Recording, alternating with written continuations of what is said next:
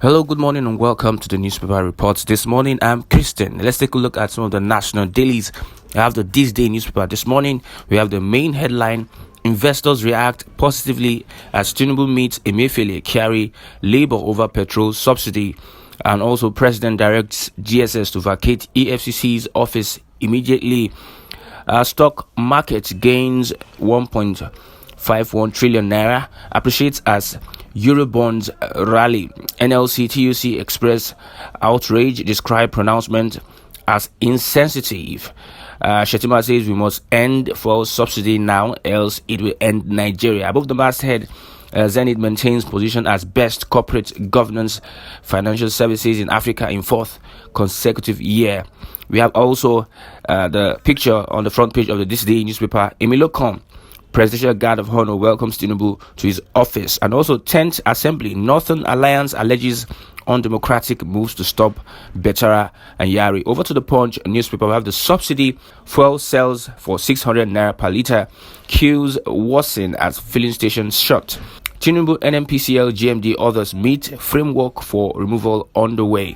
Federal government cannot fund subsidy again, owes NNPCL 2.8 trillion naira, says Kyari. And Kwara Ekiti, Bayelsa governors, others warn marketers against hoarding. Above the masthead, we have Tinubu inherits over 16 trillion naira uncompleted project. 11 trillion naira spent on moribund refineries in 13 years. ASU court okays no work, no pay policy. Below the paper, we have National Assembly anti-zoning group condemns alleged plan to arrest Betara and Yari. And on the OAU student Adedoyin, workers back death sentence. Hotel forfeited. Over to the Nation newspaper. This morning we have the main headline: stock market gains 1.5 trillion naira on Tinubu's policy direction. Gain is highest in 30 months.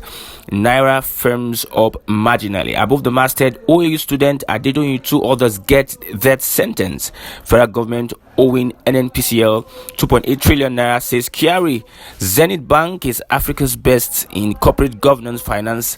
And also Shettima Asuli, Runsewe, editors, others mourn Dogbesi.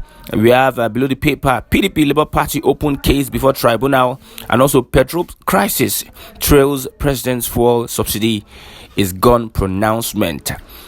We have the Nigerian Tribune. The main headline says Tinubu's subsidy removal remark, Labour talks tough, queues spread, petrol prices rise. Governors warns against panic buying, go after marketers. Federal government owes NNPCL 2.8 trillion naira, that is Kyari. And above the masthead, we have Nigeria spent 11.350 trillion naira on turnaround maintenance of 3 moribund refineries between 2010 and 2020. That's from the House of Reps. Asks FG to revoke 37 inactive refinery licenses. Timothy Adegoke's murder court sentences Adedoyin, hotelier, to death by hanging. As auxiliary escapes as police arrest 78 suspects, recover arms, ammunition during raid. 84 live AK-47 ammunition, 19 pop action rifles, 4 AK-47 magazines, 724 live cartridges, others recovered, police say. As Tinubu directs GSS to vacate EFC office, that's below the paper. And court upholds federal government's no work, no pay policy against ASU. The Daily Independent, the main headline says, fair hike as fuel queues swell, product sells above 600 naira per litre. Tinubu can't unilaterally remove fuel subsidy, that is from the Trade Union Congress. NLC cautions him, asks president not to dare citizens. He's on course to make life harder for Nigerians, that from the Labour Party. NNPC laments 2.8 trillion naira initial debts for servicing fuel subsidy.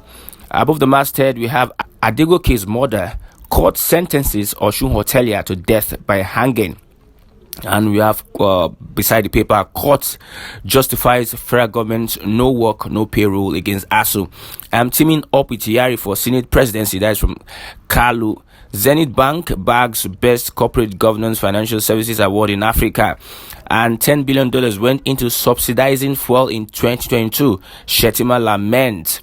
And also we have a picture of long queues, cars waiting to buy fuel. Tinubu asks DSS to vacate EFCC office after fight over Lagos property. Over to the Guardian newspaper, we have the main headline: Morning after inauguration, nationwide chaos. Pain as stakeholders seek caution on subsidy removal. And below the masthead, Population Commission 200 billion naira vote and botched 2023 census. Court justifies government no work, no payroll against ASU. We have also Tinubu reinstates sanity as DSS EFCC squabble over property in Lagos. Adedoyin 2 hoteliers to die by hanging over murder of OU student. Tinubu Shetima resume in ASU Villa as Nigerians await official appointments. Over to the Daily Trust newspaper with the main headline says petrol price hits 700 naira per litre as federal government says no going back. Government to pay us 2.8 trillion naira deficit, that's scary. TUC Labour Party SDP kick say pronouncement ill-timed. NNPCL NMDRA marketers back move. Commuters hike transport fares. Below the masthead, we have Daura hosts special Durbar to welcome Buhari, and Sokoto governor sacks 14 monarchs, nullifies appointments of 23 PEMSECs and others. Still, the front page of the Daily Trust, we have His Excellency Alhaji Abdulaziz Yari, former governor of Zamfara State and senator-elect Zamfara West and aspirant for the Senate presidency, says the Senate president Nigeria needs. It's coming from the former governor. With that, we've come to the end of the newspaper review this morning. For more notifications, you can subscribe to this channel. I'm Christian. Thanks for watching. God bless you. Bye for now.